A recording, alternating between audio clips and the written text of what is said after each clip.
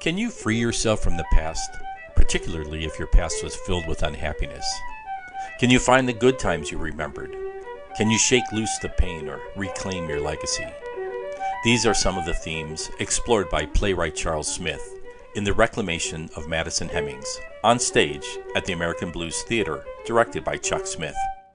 This is Reno Lovison, executive producer at ChicagoBroadcastingNetwork.com and theater reviewer for ChicagoTheaterAndArts.com, where you can read rather than listen to this theater review, as well as others.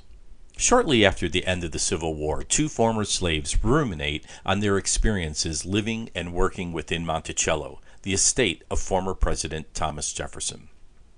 Israel Gillette Jefferson, played by Manny Buckley, arriving at Monticello as a boy, was originally assigned to making nails in the nailery with his brother Moses. After a time, he was moved into the house as a fetcher, fetching this and that for whatever the master needs, eventually rising to the position of footman at the time of Jefferson's death. Madison Hemings, played by John Hudson Odom, lived a life of comparative privilege by slavery standards, serving within the house together with his siblings, all of whom were the product of the union between the former President of the United States and his slave concubine, Sally Hemings. You've had family with you all your life, Madison. You and Mary were blessed with 9 children, all of whom you got to see grow up and start families of their own. I was blessed with 4, but I never got to see any of them grow up. They all got sold off before I got to see them grow up. Only God knows where they are today. You got to be there for the winter of your mother's life. You got to be there to hold her hand and give her comfort. You got to be there when she was laid to rest. Wasn't quite the moment of glory you're making it out to be. Ecclesiastes say, for everything there is a season. A time to be born and a time to die. You got to be there when your mother was laid to rest. You and your brother Eston, you never been apart. I had 9 brothers and sisters, and I don't know where any of them are, except for Moses. Moses is the only hope I got left. Family isn't everything. Family is the only thing. Brothers Israel and Moses were auctioned off after the death of Jefferson and vowed to meet at Monticello on the anniversary of their purchase date, if ever they were freed. Madison was freed as part of a stipulation in Jefferson's will.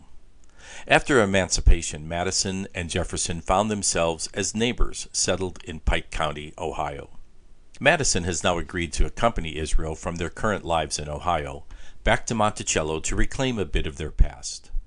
In doing so, they find themselves reunited in spirit with family and friends who lived and died alongside them in bondage, and provided what little love and support they were able to find in a cruel and oppressive system.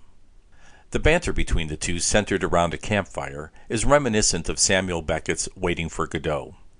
As the two men, seemingly suspended in time, conjecture and bicker about whether Moses has come and gone, whether he's delayed, or whether he'll come at all. The playwright's dialogue in this well-produced production gives voice to a traditionally unheard side of American history.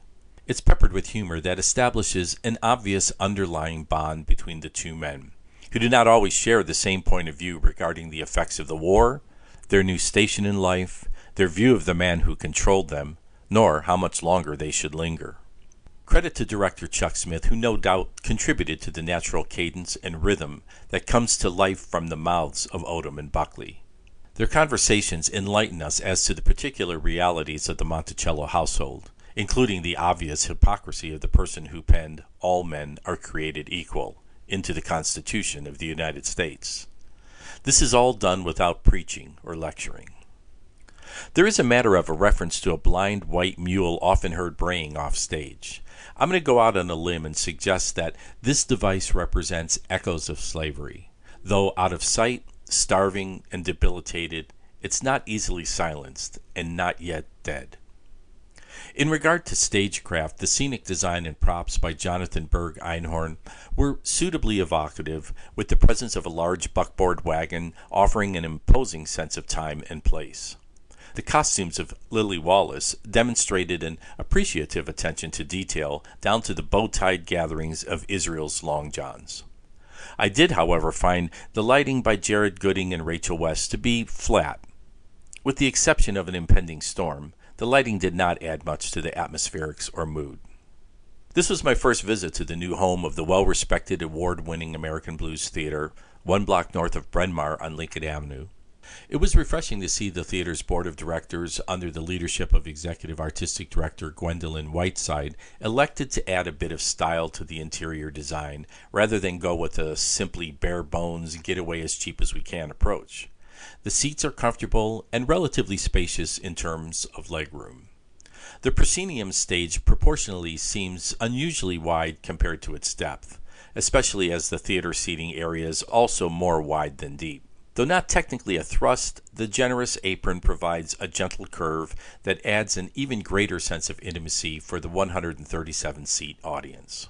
The spacious contemporary look of the lobby and theater, sporting wood paneling with metal detailing, belies the building's humble history as a former Walgreens and most recently a Dollar General. I live only about 3 blocks away, and I'm happy to have ABT as a new neighbor. My companion and I met prior to the performance at Bellamy Lounge on Maplewood in Lincoln, 2 short blocks away, for a pre-theater dinner. This moderately priced neighborhood cafe and cocktail lounge has a simple but diverse pork-free, chicken-forward menu that features a Romanian-inspired mixed grill with lamb and beef, as well as sandwiches and a few dinner entrees. I enjoyed the yummy mushroom-laden chicken marsala with mashed potatoes. More casual dining can be found nearby at Hub's next door or Shawarma Inn across the street. By the way, the theater has a small parking lot, and there's ample free street parking in every direction. The Reclamation of Madison Hemings is at the American Blues Theater, 5627 North Lincoln Avenue, Chicago, through March 24, 2024. Running time is a little more than 90 minutes with a short intermission. For tickets and information, visit AmericanBluesTheater.com or call 773-654-3103. Please be sure to like us and subscribe to Chicago Broadcasting Network at our website or wherever you prefer to listen to podcasts. ChicagoBroadcastingNetwork.com is an eclectic Chicago lifestyle media-driven blog curated by me, executive producer Reno Lovison, showcasing multicultural and age-diverse people, art, music, theater, and events. We strive to give a voice and added exposure to those who are not always in a position to get the attention of larger media outlets, perhaps because they're emerging personalities or because their message is directed to a niche audience. As always, if you need audio or video production assistance for your business or organization, check out renoweb.net. I'll end this podcast with a fiddle version of a quadrille downloaded from the Library of Congress. This tune, based on a popular dance form of the 1790s, could have been played, or at least heard, by Thomas Jefferson, and might have continued to be played into the middle of the 19th century by his sons Madison and Easton, who also played fiddle as well.